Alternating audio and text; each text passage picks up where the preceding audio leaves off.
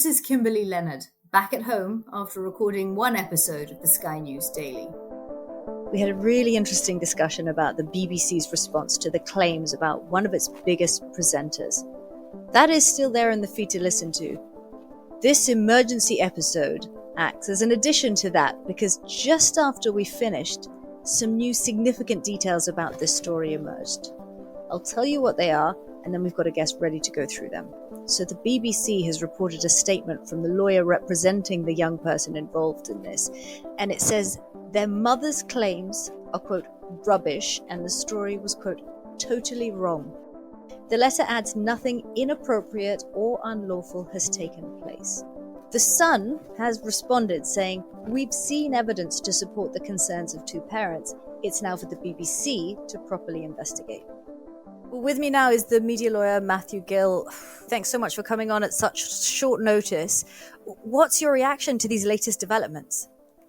Look, it's a really difficult time for all of the parties involved. The Sun went into this article, no doubt having, done a lot of research. They will have worked with the mother who has made these allegations to make sure that they felt comfortable that what they were reporting was as accurate, or at least, get themselves as comfortable as possible that it was accurate.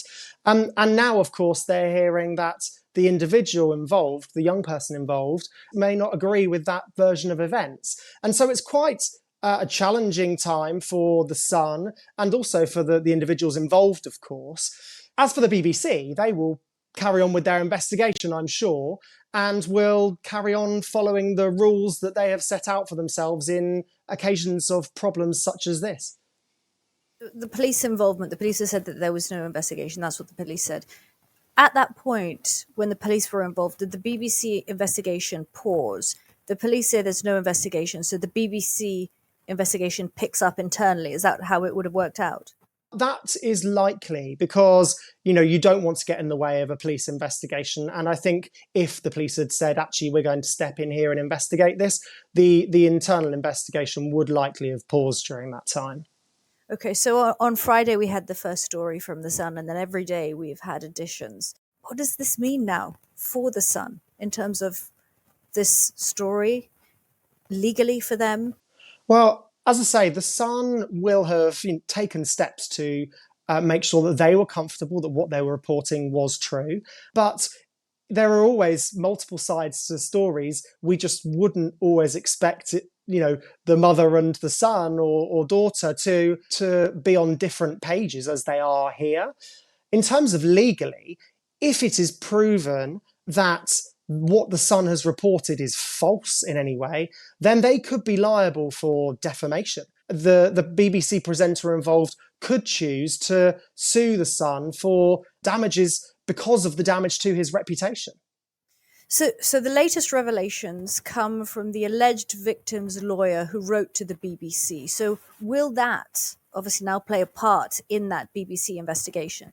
They will for sure consider that, and they'll be having much more extensive conversations with that person too, because they will want to understand all of the facts, understand whether the BBC presenter has done anything wrong by their description, not by the individual's description. But they will, of course, take into account the fact that it sounds like the young person has no complaint here.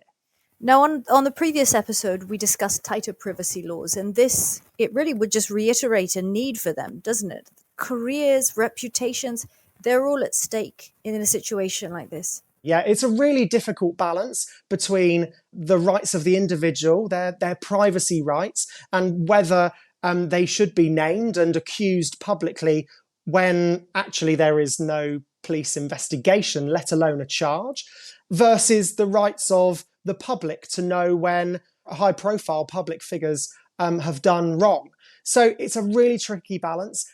A couple of hours ago, many people will have been saying, we have a right to know, we should be told who this person is, it's in the public interest. But now that we've seen this letter from the alleged victim's lawyer saying, actually, there is no complaint here, nothing unlawful or inappropriate has happened, of course, people will be thinking, goodness, we were just asking for this BBC presenter to be named, but perhaps there was nothing wrong and maybe these are false allegations.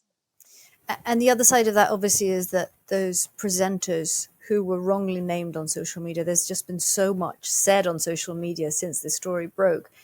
There is a risk of defaming someone if you take to social media and think it's just a free-for-all and you can say whatever you want about someone.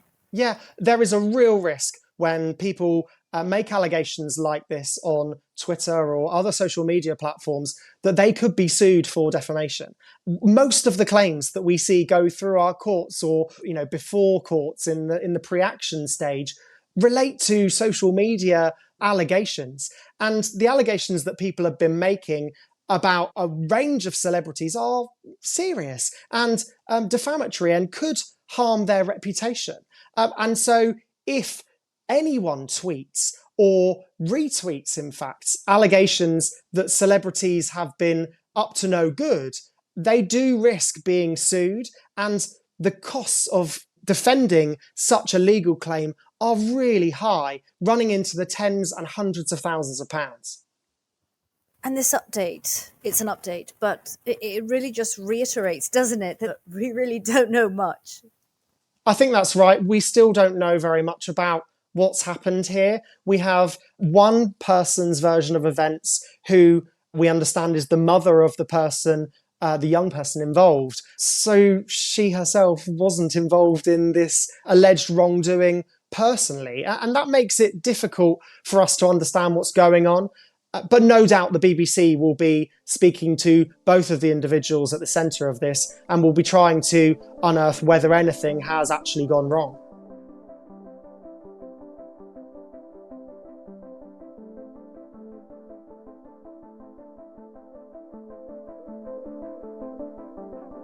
That was Matthew Gill, media lawyer, and this episode was produced by Rosie Gillett. The editor was Paul Stanworth.